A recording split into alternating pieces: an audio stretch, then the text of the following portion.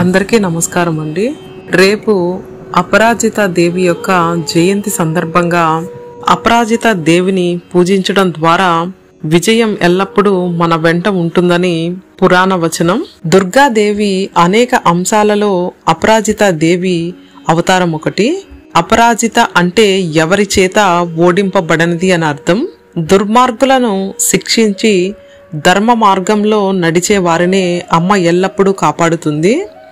భూమండలంపై అధర్మం ప్రజ్వలినప్పుడు దేవతలందరి సహకారంతో దుర్గాదేవి అంశంతో అపరాజిత దేవి ఉద్భవించింది.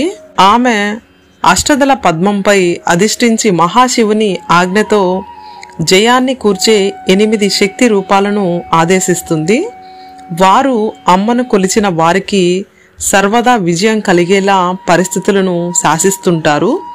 కొన్ని రూపాలలో అపరాజిత దేవి సింహవాహనంపై అనేక బాహువులతో ఆయుధాలను ధరించి ఉంటుంది.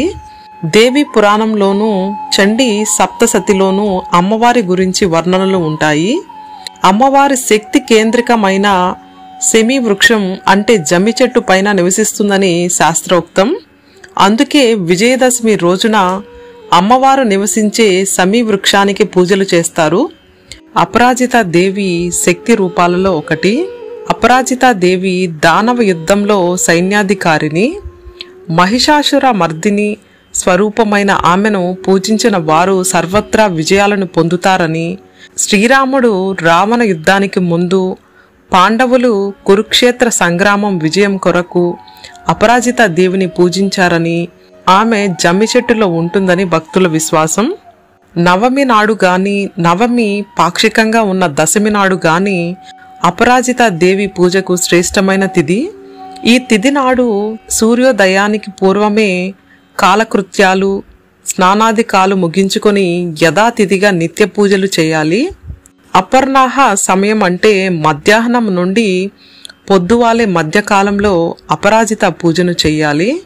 షాడోపచార పూజలు చేసి అపరాజిత స్తోత్రాన్ని పఠించి సమీ వృక్షాన్ని పూజించాలి. అపరాజిత పూజను చేయడం వలన శత్రుబాధలు తొలగుతాయని, సర్వత్రా విజయం లభిస్తుందని పురాణ వచనం. తంత్రశాస్త్రంలోనూ అపరాజిత దేవి చాలా ముఖ్యమైన దేవతగా చెప్పబడింది. ఉత్తర హిందూ దేశంలోనూ బెంగాల్, ఒరిస్సా రాష్ట్రంలో అమ్మవారికి ప్రముఖమైన ఆలయాలు దర్శనమిస్తాయి.